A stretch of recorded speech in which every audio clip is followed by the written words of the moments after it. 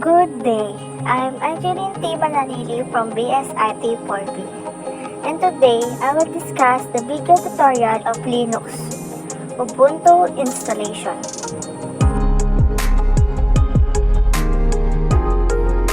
And this is the link of Ubuntu, just click it to download.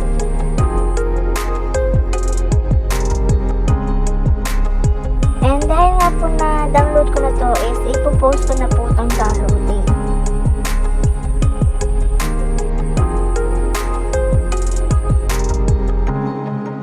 Now, magpo-proceed na po tayo sa create a new virtual machine. Just click next. And then, I will install the operating system later. And then next. And then next, and then browse, click browse and next, and then change to store virtual disk as a single file, and then next, and then finish. After that po is click CD SATA and browse, and hahanapin po yung Ubuntu, then click OK, and then pwede na po siyang i-run. So medyo matagal po yung hintayin natin, so be patient po.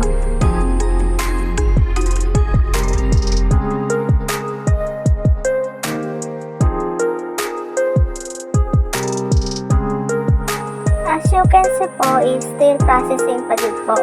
So, wait pa rin po tayo.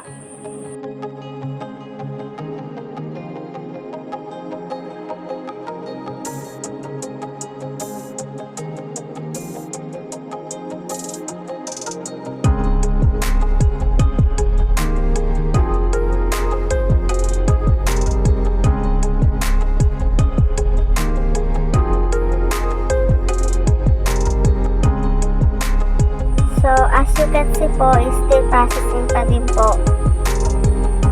Wait na lang po. Ating fully ma-set up.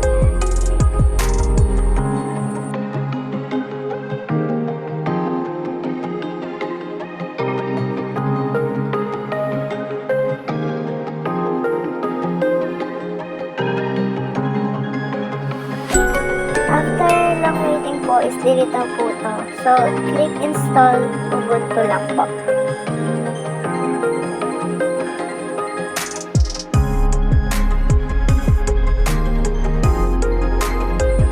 And then, always po natin i-check if naka-English po siya.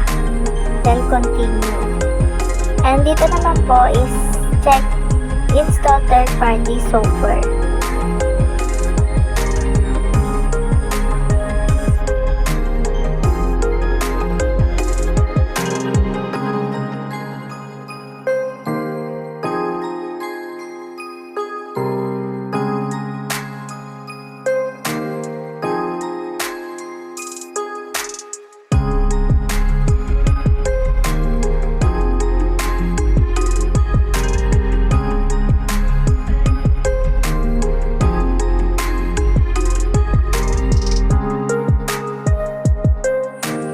For the installation type po is erase disk, and install Ubuntu. Just continue po.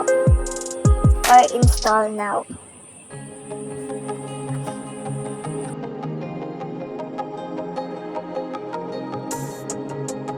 Then after that po is yung sa location niyo po, which is Manila.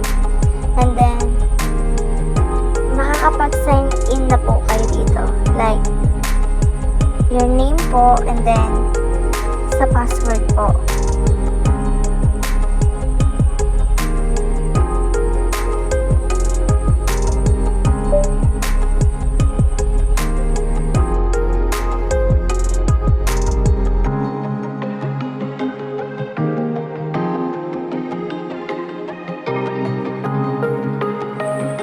And just click continue po.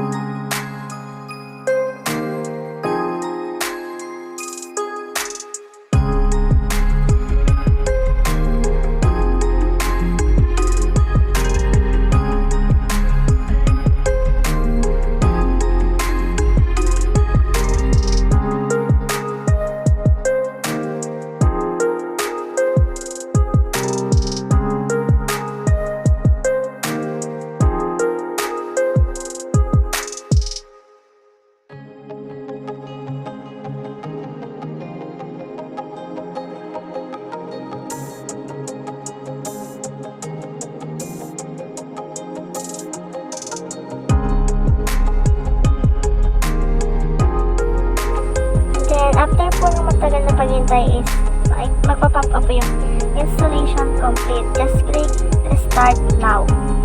Then, mag-wait na naman po tayo.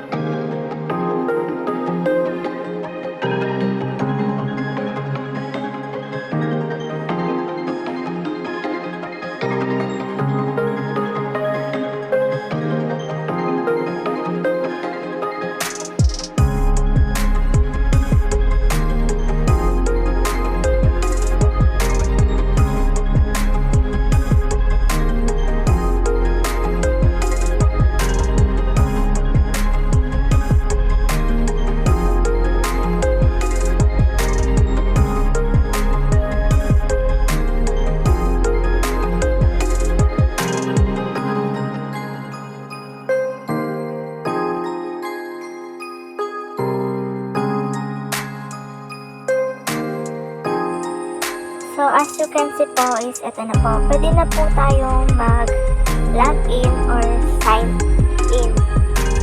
Just enter lang po yung password na nilagay natin kanina.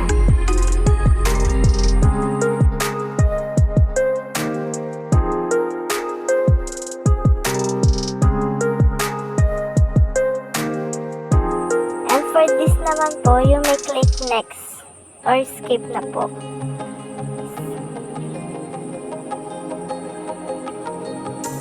Then next, and then next, and then next din po, and done. So as you can see po is, ito na po siya, tapos na po.